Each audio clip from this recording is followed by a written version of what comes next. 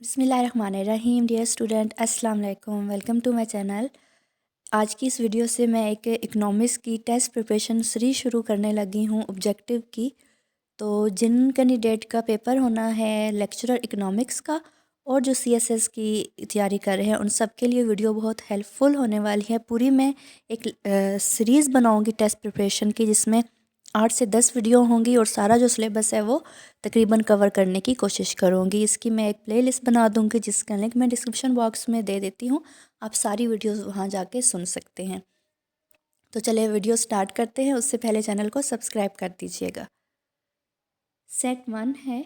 इस जो पूरी वीडियो है इसमें ऑलमोस्ट 166 क्वेश्चन मैं कवर करूँगी उनके सोल्यूशन के साथ। तो सेट 1 का फर्स्ट क्वेश्चन है, select the correct answer.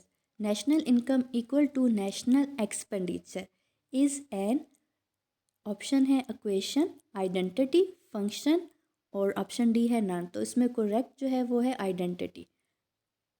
National income equal to national expenditure is an identity. Second question है, पर कैपिटा इनकम इज, आपने पर कैपिटा इनकम की डेफिनेशन बतानी है।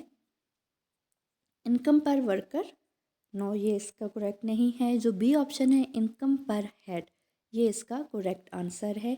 पर कैपिटा इनकम बोलते हैं इनकम पर हेड। अब हम देखते हैं question number 3। If indirect taxes are deducted from NNP and subsidies are added, we achieve personal saving, DPI, national income और पर कैपिटा इनकम। तो इसका जो करेक्ट आंसर है, सही आंसर है, वो है सी, नेशनल इनकम।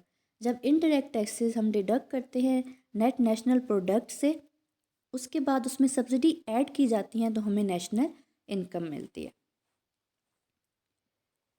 फिर हमारे पास आता है, transfer payment are not included in national income because, transfer payment इसलिए ऐड नहीं की जाती क्योंकि उससे डबल काउंटिंग का खदशा होता है। तो ऑप्शन हम देख लेते हैं, such payment are made to person living abroad not double counting would result. तो ये इसका करेक्ट आंसर है। मज़ीद ऑप्शन देखने की ज़रूरत नहीं है, बी ऑप्शन जो है वो करेक्ट है, double counting would result.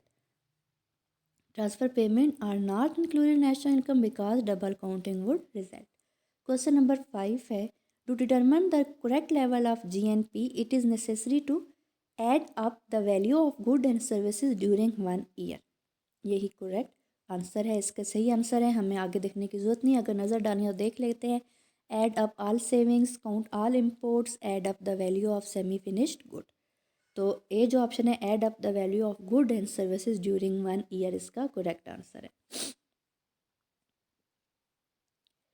Question number 6 है, real income increase when price of good are rising not, national saving increases no, और quantity of good and services increase जब होती है तब रियल नेशनल इनकम इंक्रीज होती है। Prices से कोई फ़र्क नहीं पड़ता, ना सेविंग बढ़ने से फ़र्क पड़ता है। जब तक इकॉनमी के अंदर गुड और सर्विसेज जो प्रोड्यूस हो रही हैं उनकी क्वांटिटी जो है, सप्लाई जो है वो इंक्रीज़ होती है। तो रियल नेशनल इनकम तब इंक्रीज़ होती है, सी ऑप्शन है इसका। It is considered as investment. Question number 7 है, इन्वेस्टमेंट क्या होगी? Construction of a house, yes. Purchase of an old house, not, ये क्योंकि ये नया नहीं बना तो ये इन्वेस्टमेंट नहीं है। Salaries of college professors, no, ये इन्वेस्टमेंट नहीं है। A and B of above not, तो इसका करेक्ट ऑप्शन है A, construction of a house is considered as investment. Question number 8 है, it is considered as transfer payment. Salaries of government employees, no.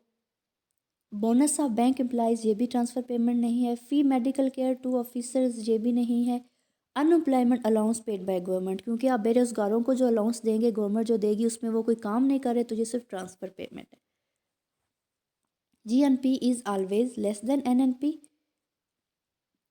Not greater than NNP. जो GNP होती है वो NNP से greater होती है। Equal to NNP is found from NNP, not. तो B option correct है, GNP always greater than NNP.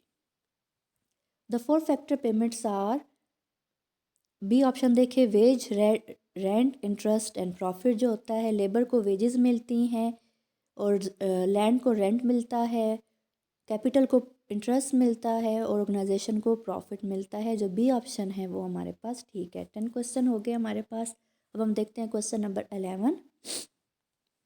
It is a transfer payment. आपने ट्रांसफ़र पेमेंट देखनी है। ट्रांसफ़र पेमेंट होता है पेमेंट विदाउट वर्क। आपने कोई काम नहीं किया, उसके बदले जो गवर्नमेंट है वो आपको पैसे देती है, या कोई भी आपको जो इनकम मिलती है बगैर कोई काम किए, उसको हम बोलते हैं ट्रांसफ़र पेमेंट।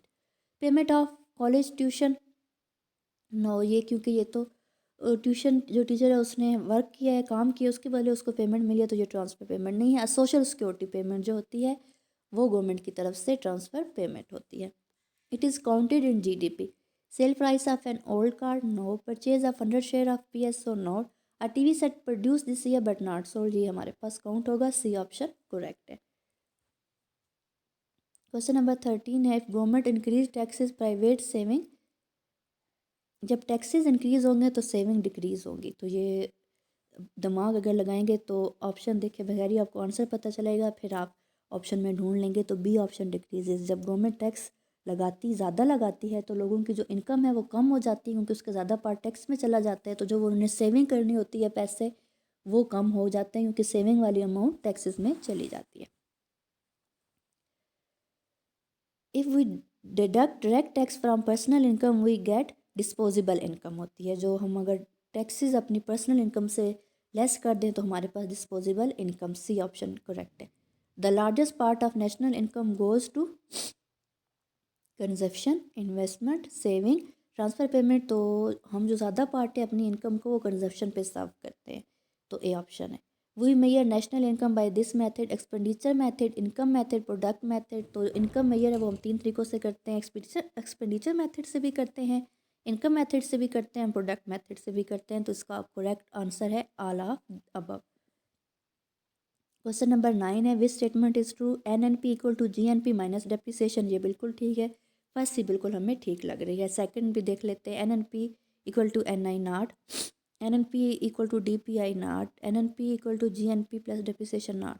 तो जो हमारे पास है फर्स्ट वाला ठीक है। ट्रांसफ़र पेमेंट मीन, मैंने आपको ऊपर बता दिया था, द पेमेंट विदाउट वर्क जो होती है वो ट्रांसफ़र पेमेंट होती है। क्वेश्चन नंबर 21 है, direct taxes are not included in NNP, personal income, DPI, A and C the above. तो इसका करेक्ट आंसर है डिस्पोजेबल पर्सनल इनकम में हम डायरेक्ट टैक्सेस नहीं डालते। जब हम पर्सनल इनकम से हम निकालते हैं डायरेक्ट टैक्सेस तो डिस्पोजेबल पर्सनल इनकम हमारे पास आंसर आता है। When national income is estimated by expenditure method, we included all government expenditure, all household expenditure, all expenditure of the business sector। तो हम ये सारे एक्सपेंडिचर जो है ये हम नेशनल इनकम जब हम एक्सपेंडिचर मेथड के ज़रिए काउंट करते हैं तो इसमें ये ऐड करते हैं। आप ऑप्शन फिर देख लें, all government expenditure, all household expenditure and all expenditure of the business sector. Question number 23 है, which statement is true, national income equal national expenditure equal to national income. तो first ही हमारी ठीक है। अगर फर्स्ट ठीक है तो बाकी इनकरेक्ट होगी, उनको आप पढ़ सकते हैं। तो ए जो ऑप्शन है हमारे पास ठीक है।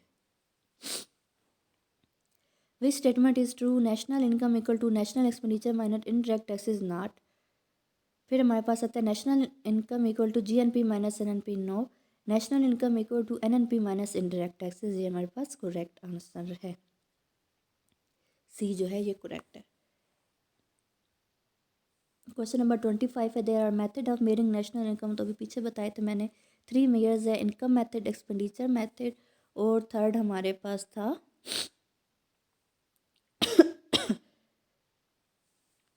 एक्सपेंडिचर मेथड, इनकम मेथड और product method.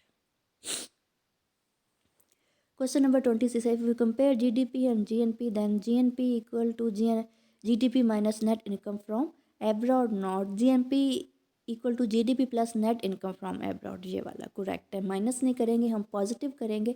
Net income from abroad क्या होगी, एक्सपोर्ट माइनस इम्पोर्ट जब हम करते हैं तो उसको नेट इनकम फ्रॉम एब्रॉड, और या X माइनस M भी लिखा होगा ब्रैकेट के अंदर। तो बी हमारे पास करेक्ट ऑप्शन है। It is deducted from GNP to get NNP। तो डेप्रिसिएशन जब हम डिडक्ट करते हैं तो हमारे पास NNP आता है। तो ऑप्शन हम देख लेते हैं, indirect taxes, depreciation, direct taxes, transfer payment. तो जो बी ऑप्शन है डेप्रिसिएशन वो हमारे पास करेक्ट है। बहुत आसान है। GNP से अगर हम NNP लेनी है हमने तो हम डिप्रिसिएशन लेस करेंगे। GDP क्या होती है हमारे पास, कि जीडीपी होती है आल जो C+I+G हमारे पास आल गवर्नमेंट एक्सपेंडिचर, प्राइवेट जो एक्सपेंडिचर होते हैं और इन्वेस्टमेंट जो होती है उनको ऐड करने से हम जीडीपी मिलती है। और अगर हमने जीएनपी निकालनी है तो उसमें हमने जीडीपी में plus income from abroad add करते हैं। नेट इनकम जो होती है एक्सपोर्ट माइनस इम्पोर्ट जो नेट इनकम निकलती है वो सेकंड हो गया। सेकंड नंबर पे जीएनपी आता है, ये आपने याद रखना है। फर्स्ट पे जीडीपी अपने जेन में रखना है कि C+I+G जो होगा वो हमारे पास जीडीपी होगा। फिर जीडीपी में हम net income from abroad add करेंगे तो जीएनपी बन जाएगा। फिर जीएनपी से हमने एनएनपी निकालना है तो हमारे पास डिप्रिसिएशन को लेस करना होगा। फिर नेशनल इनकम का बताया था मैंने, और उसके बाद पर्सनल इनकम आती है। और फिर डिस्पोजेबल पर्सनल इनकम क्या होगी कि डायरेक्ट टैक्सेस हम पर्सनल इनकम से लेस करेंगे तो डिस्पोजेबल पर्सनल इनकम होगी। Select the correct statement, transfer payment are included in national income, ये करेक्ट नहीं है। Depreciation allowance is a part of GNP, क्योंकि हम एनएनपी लेने के लिए जीडीपी में ये हम ऐड करते हैं, सॉरी ट्रांसफ़र पेमेंट जो होती है वो हमारी ऐड होती है, क्योंकि वो हम एनएनपी से हम जब हम नेशनल इनकम लेते हैं तो उसमें हमें वो ट्रांसफ़र पेमेंट निकालनी होती।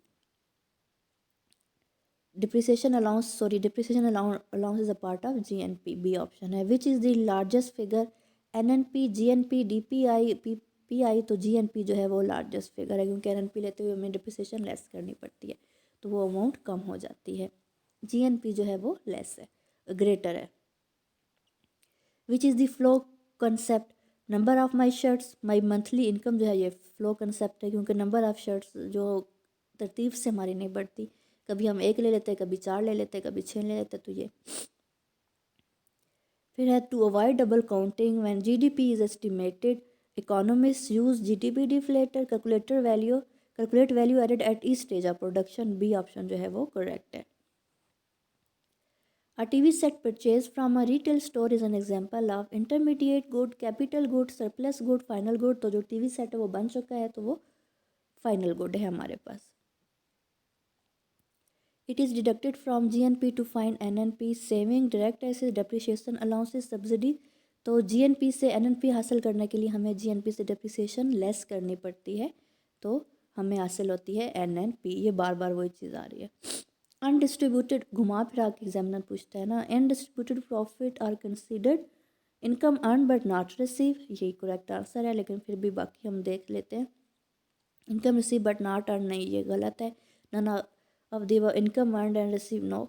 तो अनडिस्ट्रीब्यूटेड प्रॉफिट होगा income earn but not receive, ऐसी इनकम जो हमने कमा ली है लेकिन हमें मिली नहीं है। क्वेश्चन नंबर 35 है, solve if in a country national income equal to 400 billion, undistributed profit 115 billion है, सोशल सिक्योरिटी अलाउंसेस 15 बिलियन है, ट्रांसफ़र पेमेंट 70 बिलियन है, डायरेक्ट टैक्सेस 55 बिलियन है, find out personal income, disposable personal income. Answer जो है personal income 340 इसका बनता है, disposable personal income 285 है। तो आपने सारे फार्मूले लगाने हैं इसमें। सबसे पहले आपने जीडीपी, ठीक है, sorry social security, direct taxes और नेशनल इनकम हमारे पास है। नेशनल इनकम से ट्रांसफ़र पेमेंट लेस करते हैं, अनडिस्ट्रीब्यूटेड प्रॉफिट ऐड करना है आपने, और ये डायरेक्ट टैक्सेस लेस करने हैं तो हमारे पास डिस्पोजेबल पर्सनल इनकम आ जाएगी। फिर what these abbreviation stand for, GDP, NI, DPI, PI, NNP. और ये सॉल्व वाले क्वेश्चन है, ये इम्पोर्टेंट नहीं है, ये थ्योरी वाले।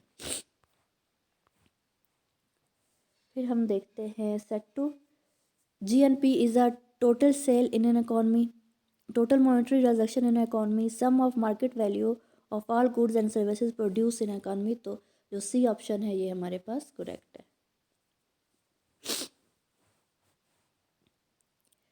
GNP includes a loan from bank, a loan from one parents, gift and donations, a broker commission. तो जीएनपी क्या इसमें इंक्लूड होगा हमारे पास, अ ब्रोकर कमीशन, क्योंकि लोन फ्रॉम बैंक वो नहीं है इसमें, जीएनपी में नहीं आता। लोन फ्रॉम वन पेरेंट्स, अपने माँ बाप से कर्ज लेना, ये भी नहीं इसके अंदर आता। और गिफ्ट फ्रॉम डोनेशन ये भी ऐड नहीं होगा, तो जो ऐड होगा हमारे पास करेक्ट है वो है a broker commission. Third question देखते हैं हम। In term of set two in term of national income accounting multiple counting refer to in addition to GNP of multiple unit of goods counting currently produce good more than one. तो transfer payment क्या होगा, double counting या multiple counting क्या होगा कि एक चीज़ हम बहुत दफ़ा उसकी स्टेजेस ऑफ प्रोडक्शन में काउंट कर रहे हैं। जैसे कि हमने थ्रेड लिया तो उसकी वैल्यू, फिर शर्ट 700 में तैयार हो गया तो थ्रेड की जो वैल्यू है बीच में 300 वो भी हम ऐड करके फिर 700 डालेंगे। फिर इस तरह जो होगी वो डबल काउंटिंग हो जाती है या मल्टीपल काउंटिंग एक ही चीज़ की। Net investment is gross investment minus house hold investment, gross investment minus government investment, gross investment minus capital consumption allowances. ये करेक्ट है। यानी जो नेट इन्वेस्टमेंट हमारे पास होती है वो है gross investment minus capital consumption allowances. तो हमारे पास नेट इन्वेस्टमेंट निकलती है। Personal income is equivalent to, तो मैंने बताया था आपको, डिस्पोजेबल पर्सनल इनकम में हम जब माइनस पर्सनल टैक्सेस लेस करते हैं या national income plus earn receipt minus personal taxes करते हैं तो हमारे पास पर्सनल इनकम आती है। नेशनल इनकम में अर्न रिसिप्ट हम ऐड करेंगे माइनस पर्सनल डायरेक्ट टैक्सेस जो होंगे वो हम लेस करेंगे तो हमारे पास पर्सनल इनकम आ जाएगी। ये आप एक पेज पे सबके फार्मूले अगर आप लिख लेना तो आपको बहुत आसानी होगी। पहले जीडीपी लिखे उसका आगे फार्मूला, फिर जीएनपी लिखे उसका फार्मूला, फिर थर्ड पे आप लिखे एनएनपी उसका फार्मूला, फिर हमारे पास नेशनल इनकम आती है उसका फार्मूला। नेशनल इनकम के बाद फिफ्थ में हमारे पास आती है पर्सनल इनकम और सिक्स में लास्ट जो है हमारे पास डिस्पोजेबल पर्सनल इनकम। मैं छोटी सी वीडियो बना दूँगी जिसमें इन छः के फार्मूले हैं, जो भी आपको एक बार उनको सिर्फ 2 या 3 मिनट लगाएंगे ना तो आपको वो याद हो जाएगा कि क्वेश्चन जिस तरीके से घुमा फिरा के पूछें कि एनएनपी का बताएं, जीएनपी का बताएं, जब आपको वो वैल्यूज़ याद होंगी, उनके फार्मूले याद होंगे, इक्वेशन जो उनकी बनती है तो आप आसानी के साथ उसको हल कर लेंगे।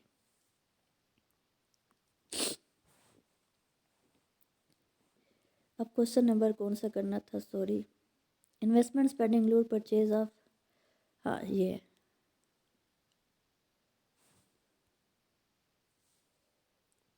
क्वेश्चन नंबर 6 है market value of all final good and service producer in a country during a year is definition of GNP. C जो है वो करेक्ट आंसर है। Investment spending include the purchase of lottery coupon, prize bond, residential construction, all of the above. तो हमारे पास सी है, residential construction जो है वो हमारी इन्वेस्टमेंट स्पेंडिंग में इंक्लूड होती है। विच of the following would not be included in GNP, government transfer payment, salary paid for the president secretary जो है वो हमारे पास जीएनपी में इंक्लूड नहीं होती। बाकी payment for construction of a highway, government transfer payment add होती हैं, government purchase of an airplane ये सब ऐड होती हैं। Consumption spending does not include house hold purchase of clothes, house hold purchase of a car ये भी personal consumption है, house hold payment of rent for an apartment ये भी personal consumption है, और house hold purchase of share of business corporation तो ये personal नहीं है, ये इन्वेस्टमेंट एक्सपेंडिचर हैं। तो ये हमारे पास जो डी है ये करेक्ट ऑप्शन है। बाकी जितने जो 3 ऑप्शन है वो पर्सनल जो है वो कंजप्शन में आते हैं। फिर क्वेश्चन नंबर 9 है construction spending does not include house hold purchase, household purchase of clothes, household purchase of a car, household purchases of a business corporation जो है ये कंजप्शन स्पेंडिंग में नहीं आता। नेट एक्सपोर्ट और total export plus total import not, हमने ऊपर पढ़ा है कि नेट एक्सपोर्ट होती हैं, अगर हम एक्सपोर्ट में से जो इम्पोर्ट होती है वो लेस कर ले तो नेट एक्सपोर्ट आता है। तो total export minus total import B जो ऑप्शन है वो करेक्ट है। National income is all taxes plus government spending, sum of personal income and saving, NNP minus capital consumption allowance is not total income earned in producing the national product। तो D option correct है। विच of the following is not included in personal income, social security benefit add होता है personal income में, dividend payment भी add होती है, undistributed profit, corporate profit ये हमारे पास पर्सनल इनकम में ऐड नहीं होता, और interest receive from saving certificate जो हमारे पास होता है वो पर्सनल इनकम में आता है। In circular flow model, government own productive resources Farm on productive resources rent of land is not included household on productive resources. तो सर्कुलर फ्लो मॉडल में हाउस होल्ड जो होते हैं वो सारे रिसोर्सेज को ओन करते हैं. Government transfer payment include social security benefit, welfare benefit, student scholarship, all of the above जो हैं ये सोशल सिक्योरिटी में आते हैं. सोशल सिक्योरिटी बेनिफिट भी, वेलफेयर बेनिफिट भी और स्टूडेंट स्कॉलरशिप भी.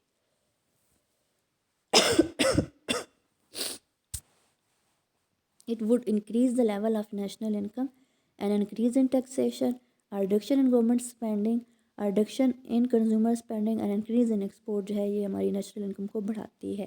क्योंकि अगर टैक्स बढ़ाएंगे तो लोगों की इनकम कम होगी, तो इनकम कम होगी तो वो सेविंग कम करेंगे, सेविंग कम करने की वजह से वो इन्वेस्टमेंट भी कम करेंगे. तो ए ऑप्शन नहीं हो सकता.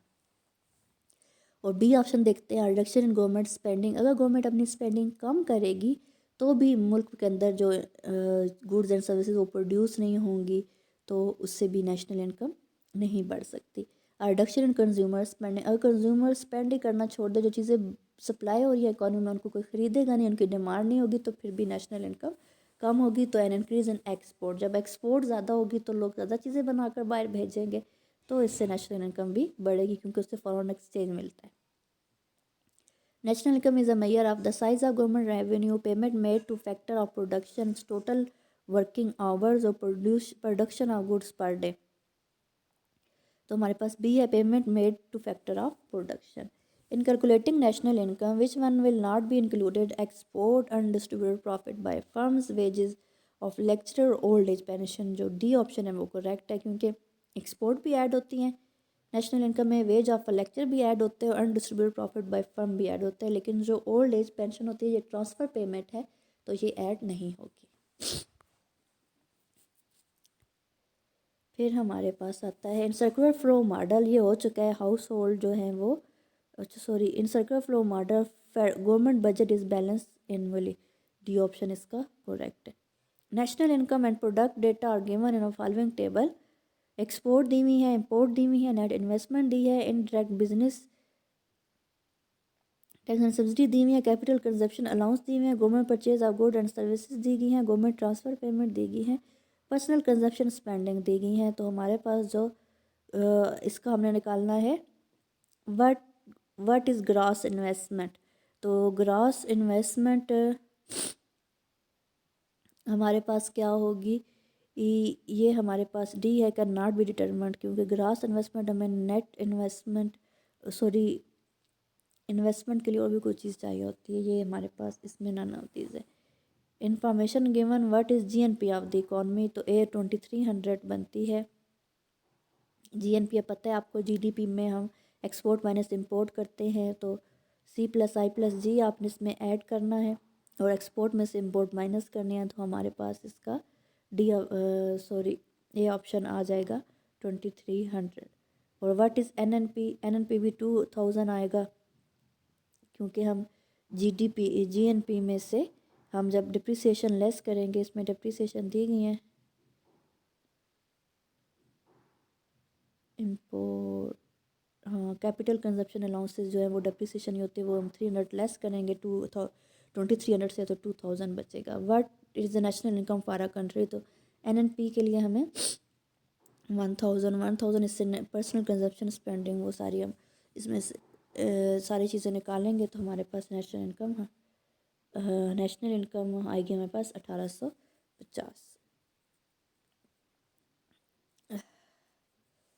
थोड़ी सी तबीयत मेरी ख़राब है. फिर हम देखते हैं table is given as capital consumption allowances दिए गए हैं, कंज्यूमर स्पेंडिंग दी गई है, गवर्नमेंट स्पेंडिंग दी गई है, ग्रॉस इन्वेस्टमेंट दी गई, नेट एक्सपोर्ट दी गई है. ये ज़रा लॉन्ग क्वेश्चन है, ये एमसीक्यूज़ में नहीं आते, इनको छोड़ते. आगे देखते हैं set 3. A country is poor if it has less production of good per capita. यही करेक्ट आंसर है हमारे पास.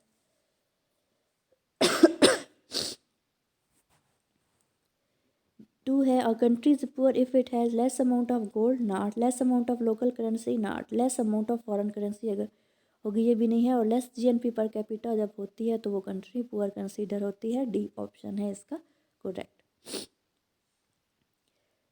थर्ड क्वेश्चन है, इट इज़ ट्रांसफ़र पेमेंट बस fair not college fee not pension, जो है ये हमारे पास ट्रांसफ़र पेमेंट है, सी ऑप्शन करेक्ट है। They have a function relationship consumption and national income, yes इनका जो है आपस में फंक्शनल रिलेशनशिप है।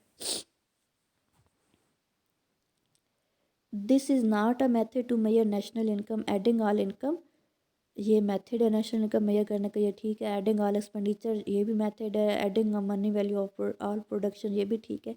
Adding all money supply in country, ये गलत है क्योंकि ये हमारे पास नेशनल इनकम मेजर करने का मेथड नहीं है। क्वेश्चन नंबर 6 है, gross national product include a loan from one parents, a loan from domestic bank, a loan from other countries और नन ऑफ द अबव, तो डी ऑप्शन है none of the above. Macroeconomics is concerned with aggregate economic activity, spending decision of household, how to produce goods, how to buy stock and bonds। तो aggregate जो economic activity है वो हमारे पास macro economics होती है। जब हम इकानमी की इंडिविजुअल यूनिट्स को काउंट करते हैं तो वो हमारे पास माइक्रो इकोनॉमिक्स होती है।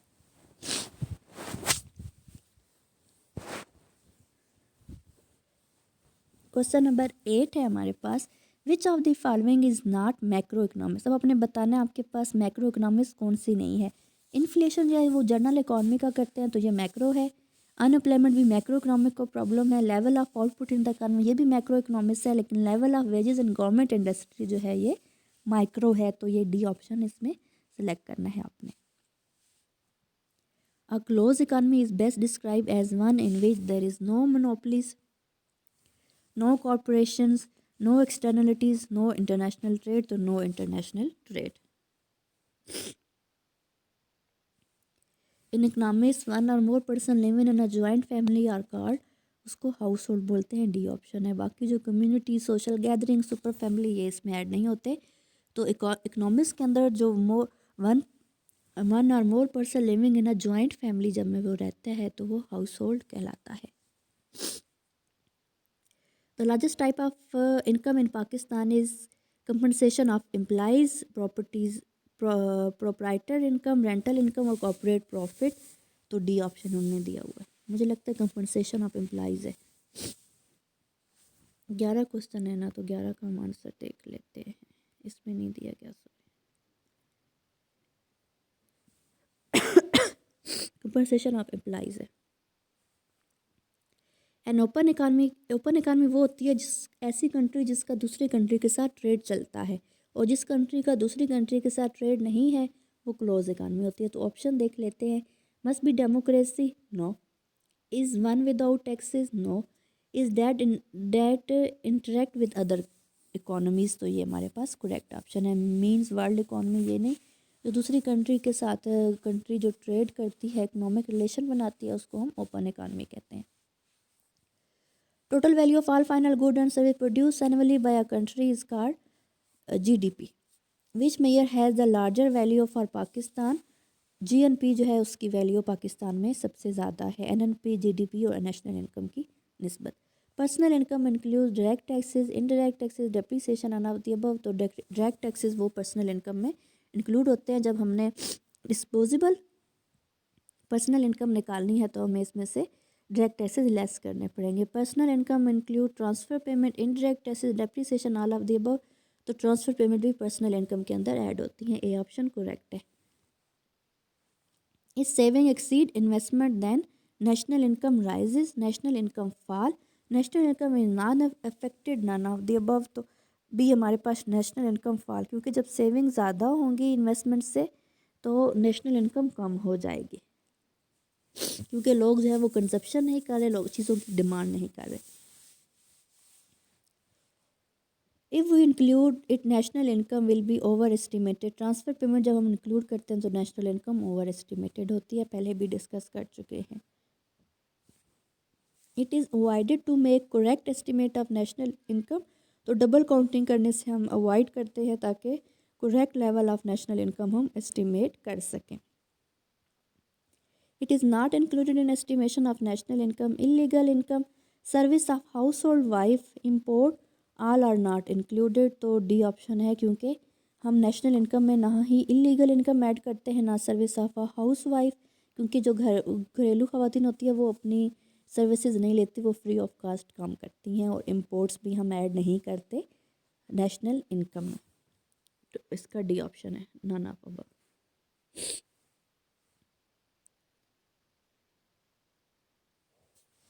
The good which are use directly by the people are called consumer good, capital good, direct good, none. तो जो होती है वो ए ऑप्शन है, कंज्यूमर गुड्स जो होती है directly demanded by people. Circular flow of national income link income expenditure, यही करेक्ट ऑप्शन है। बाकी एक्सपोर्ट इम्पोर्ट नहीं, government taxes and government expenditure no, और सेविंग एंड इन्वेस्टमेंट नॉट। तो ए जो है करेक्ट ऑप्शन है, इनकम एंड एक्सपेंडिचर जो है वो सर्कुलर फ्लो ऑफ इनकम को लिंक करता है। Transfer payment include daily wages, pension, pension ज़कात, ज़कात टैक्सेस, टैक्सेस पॉकेट मनी। तो हमारे पास पेंशन और जो ज़कात हैं वो होती हैं।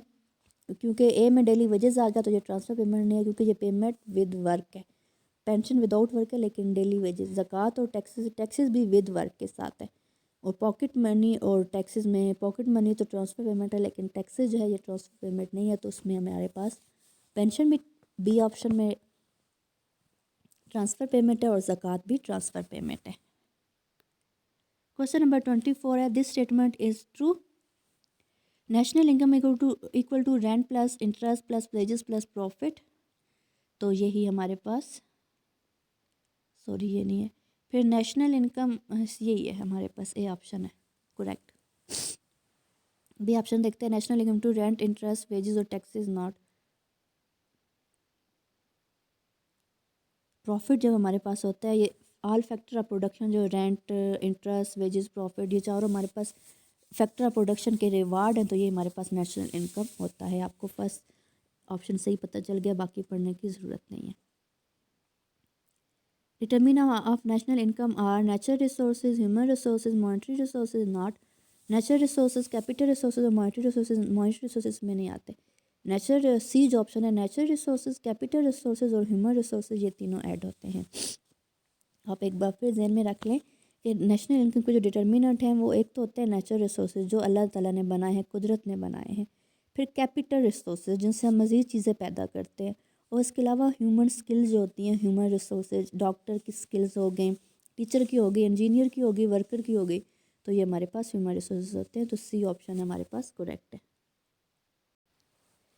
क्वेश्चन नंबर 26 है, national income is estimated by product method, import and export method, product income and consumption method. और सी ऑप्शन है product income and market method, not product income and expenditure method. तो ये हमारे पास डी ऑप्शन करेक्ट है, क्योंकि national income product methods भी हम count करते हैं, इनकम और एक्सपेंडिचर तीनों आप याद कर लें। पहले क्वेश्चन ये भी आया था कि कितने मेथड्स से नेशनल इनकम हम नापते हैं, तो वो 3 थे, प्रोडक्ट इनकम और एक्सपेंडिचर। सिर्फ 1 2 3 से भी पूछ सकते हैं, नाम से भी पूछ सकते हैं, या ऑप्शन में दे के आपसे कुछ भी वो घुमा फिरा के एग्जामिनर पूछ सकता है। National income of a country does not include self-service, low wages, donation and high salaries, corporate taxes and gift, illegal income and unreported income। तो डी जो है वो ऐड नहीं करते, क्योंकि वो इलीगल और जो रिपोर्टेड गवर्नमेंट के रिकॉर्ड में नहीं होती वो हम इसमें ऐड नहीं करते। This statement is true. Inflation does not play an role in distribution of national income. No, inflation play unfavourable role in distribution of national income. B option ठीक है। Inflation favourable role in distribution of national income, लेकिन आप खुद सोचें, इन्फ्लेशन होता है general increase in general price level, जो होता है continuous increase in general price level को हम इन्फ्लेशन बोलते हैं। जब इन्फ्लेशन होती है तो वो इकानमी पे अनफेवरेबल इफेक्ट करती है। तो बी ऑप्शन ही हमारे पास करेक्ट है। क्वेश्चन नंबर 29 है, GDP stand for gross domestic product होती है। तो ये तो आपको पता होना चाहिए, जीडीपी ग्रॉस नेशनल प्रोडक्ट, और जीएनपी ग्रॉस नेशनल प्रोडक्ट, और NNP net national product, NI national income, PI personal income, DPI disposable personal income को बोलते हैं। एब्रीवेशन याद होनी चाहिए। It is not a method to measure national income. तो आपको नेशनल इनकम का पहले जहन में सोचे, एक प्रोडक्ट मेथड होता है, इनकम मेथड होता है, एक्सपेंडिचर मेथड होता है नेशनल इनकम को मेजर करने का। इन तीनों के अलावा जो होगा वो हमारे पास नहीं होगा। तो आप ऑप्शन डी देखें, एडिंग ऑल टैक्सेस। तो टैक्सेस ऐड करने से हम नेशनल इनकम नहीं नापते। Which of the following would not be included in GNP. तो जीएनपी में क्या, government support to the very poor, ये ट्रांसफ़र पेमेंट होती है तो हम इसको ऐड नहीं करते। बाकी भी देख लेते हैं। Government purchase of an airplane purchase करेगी तो वो तो ऐड होगी ना इसकी इसमें जीएनपी में। Payment for construction of highway, ये भी डेवलपमेंट एक्सपेंडिचर है तो ये भी ऐड होगा। The salary paid for the president, ये भी ऐड होगी। It is transfer payment, payment of pocket money to children, financial support to old parents, broker commission in some auction, तो ब्रोकर कमीशन नहीं, ऊपर वाले दो जो हैं ए और बी करेक्ट है हमारे पास, तो डी ऑप्शन यानी payment of pocket money to children, क्योंकि वो अपने कमा चुके होते हैं। बच्चे को अगर देंगे तो बच्चे की जो इनकम पॉकेट मनी होगी वो ऐड नहीं होगी, क्योंकि पेरेंट्स की जो सैलरी है वो ऑलरेडी जीएनपी में ऐड हो चुकी है। ओल्ड पेरेंट्स का भी यही चक्कर है। It is not transfer payment, आपने बताना है ट्रांसफ़र पेमेंट नहीं है। Payment of pocket money to children transfer payment है। Financial support to old parents transfer payment है। ब्रोकर कमीशन जो है ये ट्रांसफ़र पेमेंट नहीं है, तो सी ऑप्शन करेक्ट है। 4 देखते हैं, डोनेशन टू हॉस्पिटल, तो ये भी ट्रांसफ़र पेमेंट है। तो ब्रोकर कमीशन जो है ये ट्रांसफ़र पेमेंट नहीं है, तो सी ऑप्शन करेक्ट है। To find net national product depreciation is added to GNP, no, subtract from GNP, ये करेक्ट है, हम ऊपर बहुत दफ़ा पढ़ चुके हैं।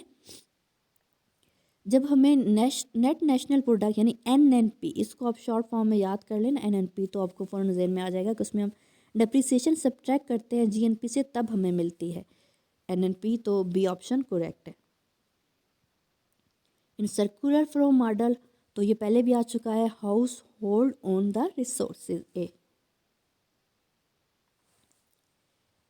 नेक्स्ट सेट हमारे पास है, select the correct answer, which show equilibrium of national income, consumption investment, saving equal to investment, no, saving less than investment, no, saving greater than investment, sorry saving equal to investment होनी चाहिए, तो हमारे पास equilibrium level of national income होगा, क्योंकि हम जितनी saving करें अगर वो हम सारी इन्वेस्ट कर देंगे तो फिर हमारी equilibrium level of national income होगा।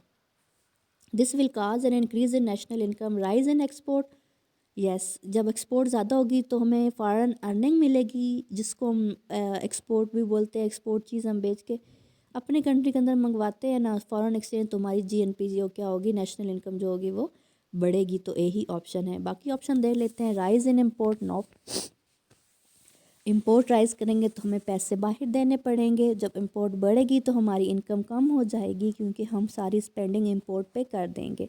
फिर फॉल इन कंजप्शन स्पेंडिंग, तो ये भी गलत है, जब हम कंजप्शन कम करेंगे तो एक तो जेहन में आता है कि सेविंग तो बढ़ जाएगी, इन्वेस्टमेंट बढ़ेगी।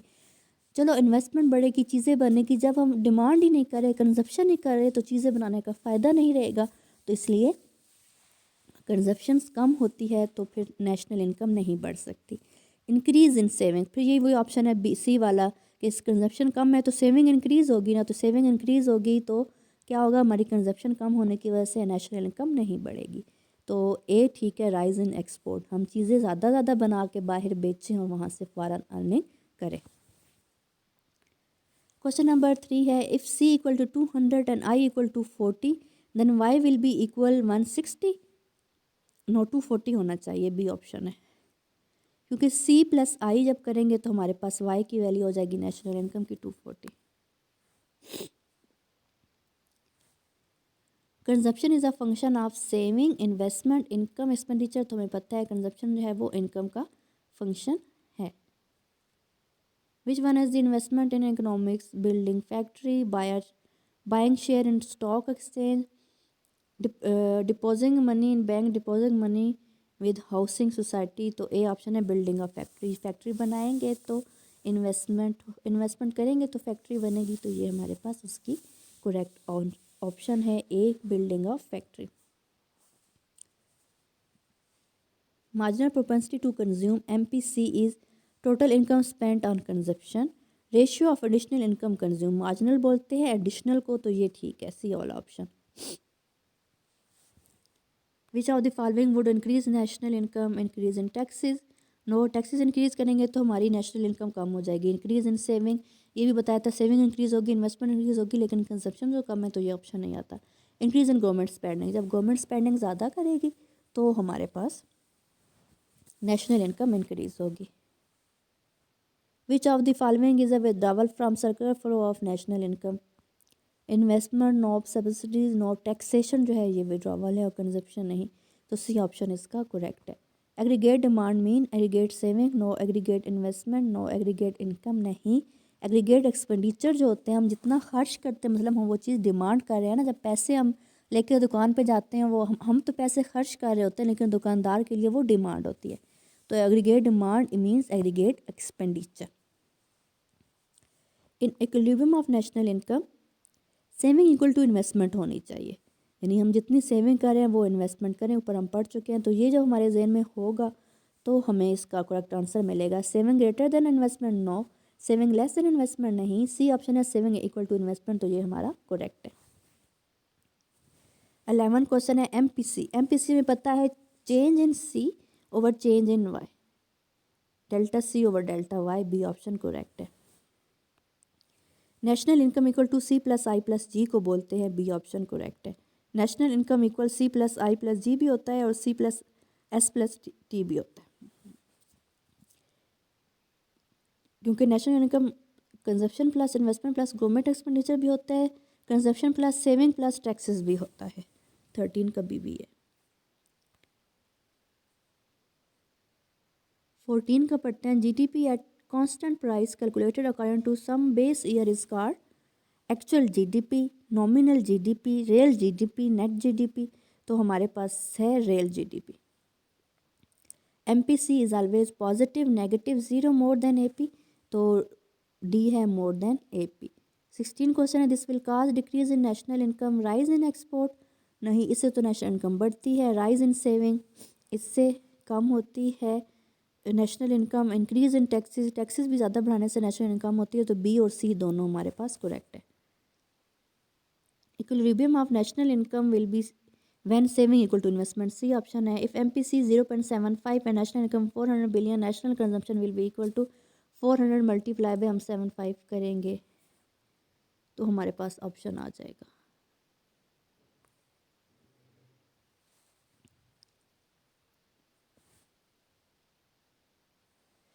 अब हम सेट 2 शुरू करते हैं, इसके ही सेकंड पार्ट का। Select the correct answer. First question है रुपी इज़ अ कोइन, अब ये मनी के क्वेश्चन शुरू हो गए हैं। Rupee is a coin full value, no, token money. जो रुपी होता है वो टोकन मनी है, फुल वैल्यू तो वो होता है जिसके पीछे आप उतना ही रिजर्व गोल्ड का रखते हैं। तो क्रेडिट मनी भी नहीं है, कन्वर्टेबल भी नहीं है, तो रुपी हमारे पास है token money. Cash can not be directly drawn from a bank against cross cheque, yes, cross cheque का मतलब ऊपर क्रॉस नहीं लगे होते, उसकी लेफ़्ट साइड पे 2 पैरेलल लाइन लगाई जाती हैं, तो उसको हम बोलते हैं क्रॉस चेक, और ये डायरेक्टली हम बैंक से ड्रॉन नहीं कर सकते। Money material should be abundant, scarce, beautiful, heavy. तो इसमें अबेंडेंट होगा तो फिर उसकी वैल्यू नहीं रहेगी, जो चीज़ ज़्यादा होती है तो हमारे पास स्कैर्स है, यानी वो थोड़ी मिकदार में है, नायाब है, तो ये हमारे पास बी इसका ऑप्शन है। In Pakistan money of account is paisa, rupee, पैसा नहीं है रुपी है, रुपी के अंदर 100 पैसे होते हैं, तो बी जो है वो रुपी है। If no money use to exchange good it is called barter. Barter system में क्या होता था कि हम गुड्स के बदले गुड्स एक्सचेंज करते थे। जब जो रुपीज़ हैं, पैसे हैं, ये ईजाद नहीं हुए थे, जो मनी है, सॉरी, मनी, रुपी और पैसा तो पाकिस्तान में यूज़ होता है। वैसे ओवरऑल जो मनी है जब ईजाद नहीं हुई थी तो लोग क्या करते थे कि चीज़ों के बदले चीज़ों का एक्सचेंज करते थे, इसको हम बार्टर सिस्टम कहते थे। तो इसमें बहुत ज़्यादा ड्रॉबैक थे, जैसे कि अगर हमें गोश्त चाहिए तो हम उसके बदले क्या चीज़ दें, पूरी गाय तो नहीं, वो जिससे हम गोश्त लेंगे वो हमें गाय की टांग तो काट के नहीं दे सकता था, तो इसमें कुछ से ड्रॉबैक भी थे। क्वेश्चन नंबर 6 है which is not the function of money making demand and supply equal store of value, medium of exchange, major of value. तो हमारे पास डी जो है मेजर ऑफ वैल्यू, ये हमारे पास फंक्शन मनी का, sorry, make demand and supply equal नहीं है क्योंकि ये मार्केट फोर्सेस हैं। तो store of value, major of value, medium of exchange, तो ये हमारे पास इसके मनी के फंक्शन है, लेकिन make demand and money, demand and supply equal इसका फंक्शन नहीं है। ए जो है हम इसमें सेलेक्ट करेंगे। Which is a money, cheque, no, credit card, no, जो करेंसी होती है उसको हम मनी बोलते हैं। Price bond, credit card, cheque को हम मनी नहीं बोलते। Convertible money means it can buy goods, no, government can give gold against it, जो होती है वो कन्वर्टेबल मनी होती है। पाकिस्तान के अंदर कन्वर्टेबल मनी नहीं है, क्योंकि हम इसके पीछे गोल्ड जो गवर्नमेंट है वो रिज़र्व नहीं रखती, वो अपनी डिमांड के मुताबिक मनी छापती है। कुछ कंट्री में जो होती है, अगर हमारे जो है वो जितना वैल्यू की वो करेंसी होती है उतनी वैल्यू का गोल्ड पीछे उसके रिज़र्व रखा होता है, तो वो कन्वर्ट कर लेते हैं। Barter has a defect, good exchange are inferior quality, no goods can not be exchange of for services, no lack of common measure of value, कि हमें कॉमन वैल्यू नहीं पता होगी किसी चीज़ की। जैसे अभी हमने प्राइसेस रखी होती हैं चीज़ की, उधर हर बंदा अलग अलग प्राइसेस डिटरमिन कर रहा होता है, तो उसमें जो lack of common measure of value होता है कि एक कॉमन प्राइस हम नहीं किसी भी चीज़ की वैल्यू जो है वो मेजर नहीं कर सकते। Legal money is called so because the buyer must pay in that money. It can be converted into gold. Seller do not accept other money. It is difficult. It is official medium of exchange होता है। ये correct option है D. जो legal money होती है it is official medium of exchange. जो भी certain country होती है, इकॉनमी होती है, उसकी गवर्नमेंट की तरफ से ये ऑफिशियल मीडियम ऑफ एक्सचेंज होता है। It is a medium of exchange. Black money no, near money no, currency जो है वो हमारे पास मीडियम ऑफ एक्सचेंज है इधर। The government can control inflation by increasing demand for goods, no increasing supply of goods, जो है वो inflation को कंट्रोल किया जा सकता है, क्योंकि इन्फ्लेशन में प्राइसेस बढ़ती हैं, तो जब हम सप्लाई ज़्यादा कर देंगे तो प्राइसेस कम हो जाएंगी। तो ये लॉजिक ध्यान में रखें। क्वेश्चन नंबर 13 है government of Pakistan issue currency on the basis of availability of gold in the currency, no availability of dollar in the currency, नहीं demand for money in the country. तो ये मैं अभी पीछे आपको थोड़ी देर पहले बताया है, तो सी ऑप्शन है। Quantity of money has relation with value of money, direct interact inverse, no.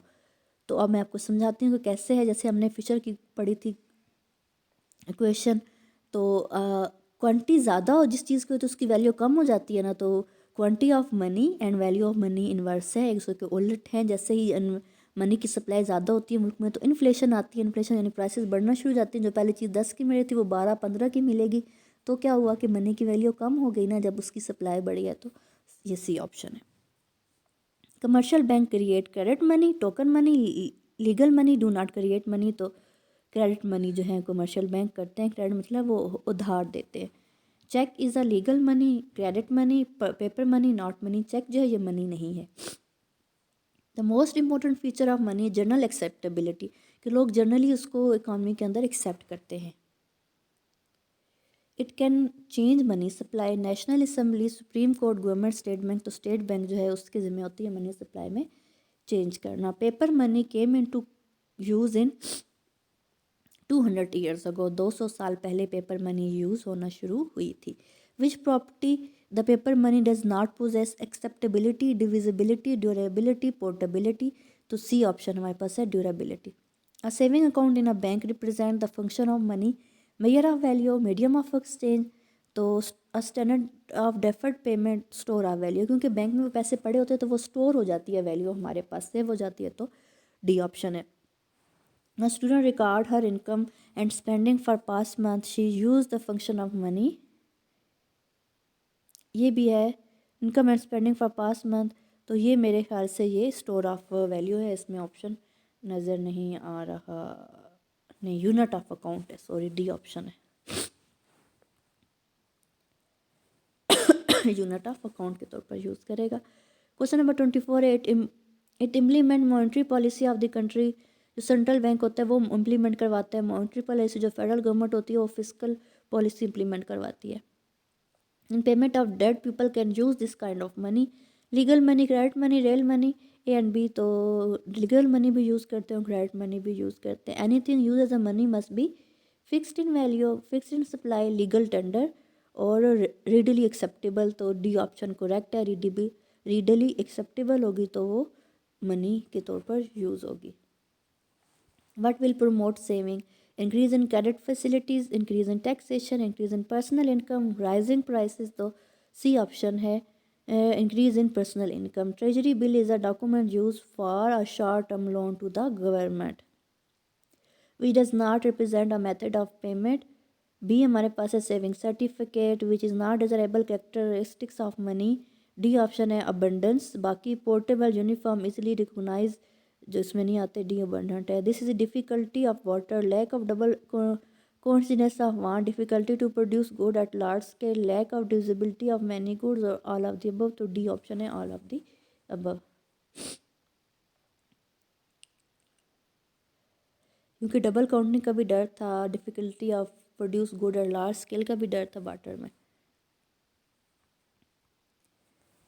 Speculative demand for money depend upon income, investment, rate of interest, central bank. तो जो सी ऑप्शन है rate of interest, speculative demand for money जो depend करती है rate of interest पे।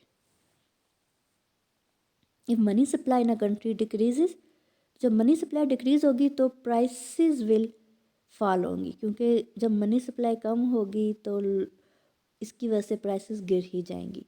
तो in an equation of M V equal to P Y, V represent velocity of circulation of money होता है। तो ये हमारे पास है option B, velocity of circulation of money. बाकी जो वैल्यू ऑफ मनी नहीं है, ये वेरिएशन ऑफ नेशनल इनकम नहीं है, ऑल ऑफ द अबव नहीं है, तो ये बी ऑप्शन है, velocity of circulation of money जो इस इक्वेशन में वो है। In an equation M V equal to P Y, M represent money supply, M money supply, V velocity of circulation of money, P prices, Y national income.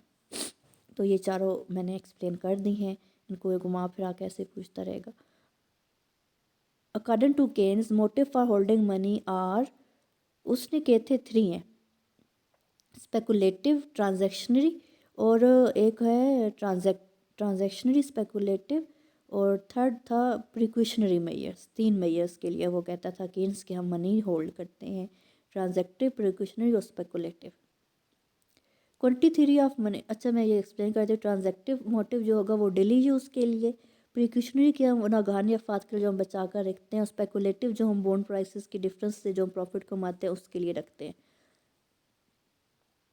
Quantity theory of money explain that value of money depend upon quantity of money, ये ठीक है। Rate of interest depend upon supply of money, ये भी ठीक है। Demand for money depend upon quantity of money, नहीं ये नहीं है।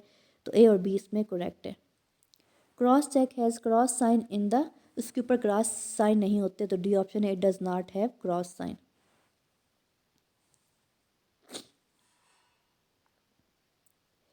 क्वेश्चन नंबर 9 है, it is true to say about kind of inflation. तो in demand pull and cost push, जो इन्फ्लेशन दो हमने काइंड पढ़ी हुई है, तो ये हमें फर्स्ट से ही मिल गया है। Liquidity of money asset mean velocity of circulation of money, easily availability of money, readily acceptable of monetary asset, it in monetary asset has lost its value। तो सी है कि readily acceptability of monetary asset, के जो हमारे monetary asset होते हैं हमें फ़ौरन उन्हें एक्सेप्ट कर लेते हैं। क्वेश्चन नंबर 11 है, barter mean trade without use of money, पीछे बहुत दफ़ा एक्सप्लेन हो चुका है।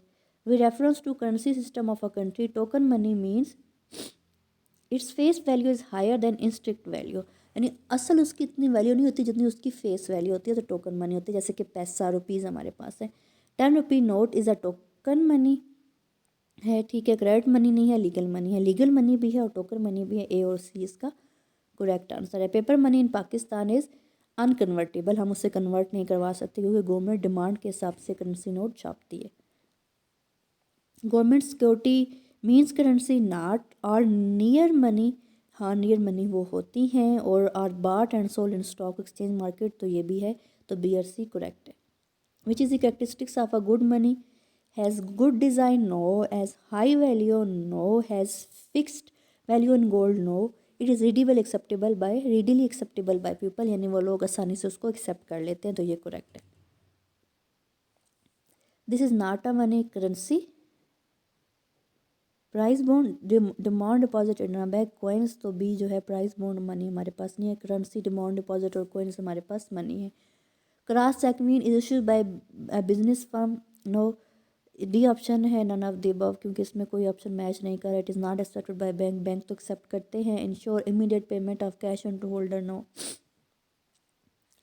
This is a characteristics of a good money, high इंस्ट्रिक्ट value, liquidity, attractive design, easy to duplicate, तो बी ऑप्शन हमारे पास है, liquidity. This is the characteristics of good money, high इंस्ट्रिक्ट वैल्यू, जेंटल एक्सेप्टेबिलिटी, तो बी ऑप्शन है।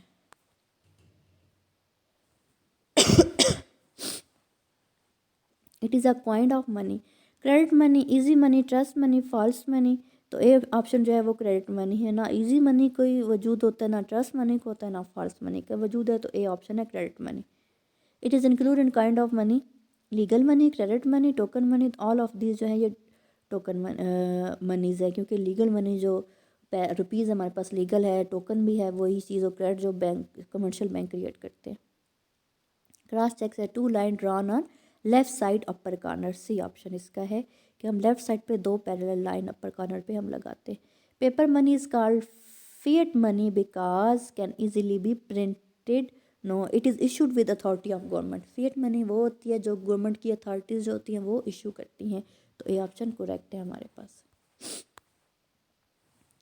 तो ये है हमारे पास सारे क्वेश्चन, ये ऑलमोस्ट 166 क्वेश्चन हैं और ये आपके पेपर में आ सकते हैं। ये हमने जो कवर किए हैं इसमें हमने नेशनल इनकम को कवर किया है और मनी को कवर किया है। इनमें क्वेश्चन कुछ जो हैं वो इम्पोर्टेंट है और कुछ क्वेश्चन जो हैं वो रिपीट भी हो रहे हैं हमारे पास। तो अगर आप वीडियो 3 से 4 दफ़ा सुन लें, अच्छे तरीके से सुन लें, तो आपके पेपर की तैयारी बहुत अच्छी हो सकती है। मैं रोज़ाना वीडियोस बनाया करूँगी। जो है 5 दिन रह गए हैं लेक्चरर के टेस्ट होने में से, 26 दिसंबर को टेस्ट है।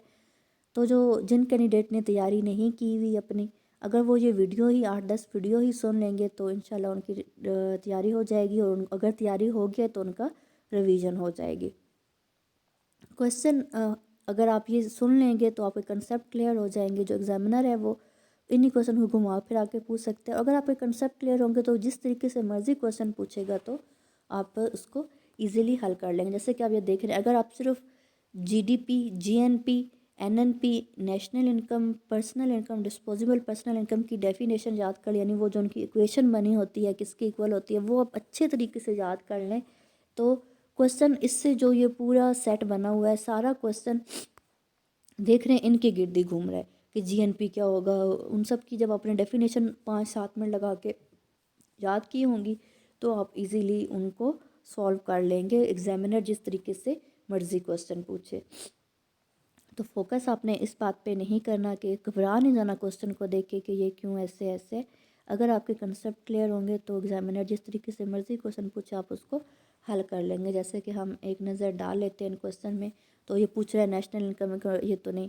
पर कैपिटल इनकम क्या होगा इनकम पर हेड, इधर जीएनपी पूछ रहा है, determine the correct level of GNP it necessary to add up the value of good and service during 1 year. तो इधर एक मैं क्वेश्चन ढूंढती हूँ 2-3 बार जो रिपीट हो रहा है। हाँ, ये क्वेश्चन नंबर 19 देखे, which statement is true, NNP equal to GNP minus depreciation. जब हमें एनएनपी की डेफिनेशन पता होगा कि जीएनपी माइनस डेप्रिसिएशन करने से हमारे पास एनएनपी आता है तो हम इसको इजीली सॉल्व कर लेंगे। 5 दिन रह गए हैं, तो जिन कैंडिडेट ने बिल्कुल सीरियस होकर तैयारी नहीं की, अगर वो अपनी तैयारी कर लें तो अच्छे से पेपर पास कर सकते हैं। यानी इन्हीं वीडियोस को सुन लें, रिवीजन आपकी हो जाएगी। तो मैं एक बार ये सारे पेजेस फिर से जूम करके आपको दिखा देती हूँ। अगर आपने पढ़ना है, उनके स्क्रीनशॉट लेने हैं तो आप स्क्रीनशॉट ले लें।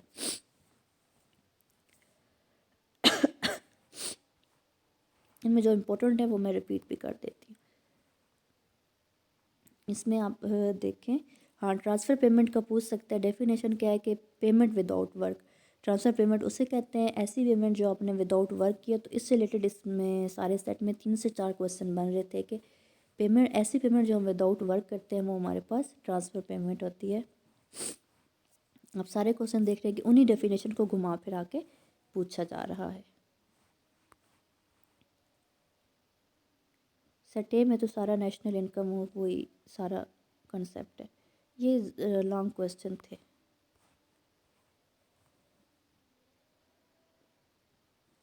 फिर सेट 2 में भी इसी किस्म के क्वेश्चन आप देख रहे हैं।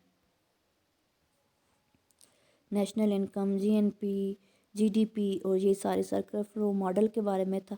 अच्छा, circular flow model household are resources जो है ये क्वेश्चन इंपॉर्टेंट है। Household own productive resources, ये वाला पेपर में क्वेश्चन आ चुका है। जो सर्कुलर फ्लो मॉडल होता है उसमें ओनरशिप जो होती है वो हाउस होल्ड के पास जो होती है उनके पास। हाउस होल्ड की भी डेफिनेशन क्या है कि इन एन इकॉनमी 1 और more person living in joint family, उसको हम बोलते हैं हाउस होल्ड। ये सॉल्व करने वाला क्वेश्चन था, ये लॉन्ग क्वेश्चन था।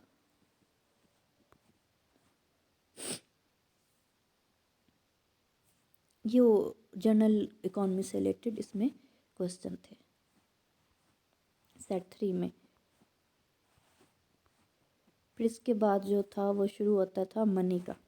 मनी से रिलेटेड सारे क्वेश्चन हमारे पास हैं। सेविंग, इन्वेस्टमेंट, इनको एक्सप्लेन करके मैंने आपको करवाए हैं कि इक्विलिब्रियम लेवल ऑफ इनकम तभी होगा जब सेविंग इन्वेस्टमेंट के इक्वल होगी। अगर सेविंग ज़्यादा होगी तो इन्वेस्टमेंट बेशक आप ज़्यादा करते रहें, जब तक कंजप्शन नहीं बढ़ेगी तो उसका फ़ायदा नहीं है हमें।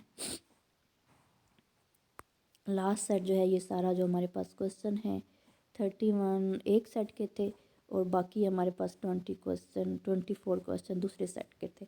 तो 30 और 24 आप 31 और ये 35 40 55 क्वेश्चन मनी से रिलेटेड है। आई होप आपके लिए वीडियो हेल्पफुल हुई होगी। अगर आपको वीडियो अच्छी लगी है तो बाकी स्टूडेंट के साथ शेयर करें, चैनल को सब्सक्राइब करें, वीडियो को लाइक करें और जिन क्वेश्चन के आंसर में डाउट है उनका आप कमेंट सेक्शन में बता सकते हैं और आप बता सकते हैं कि वीडियो आपको हेल्पफुल लग गया कि नहीं। Thank you for watching. अपना ख्याल रखिए। अल्लाह हाफिज़।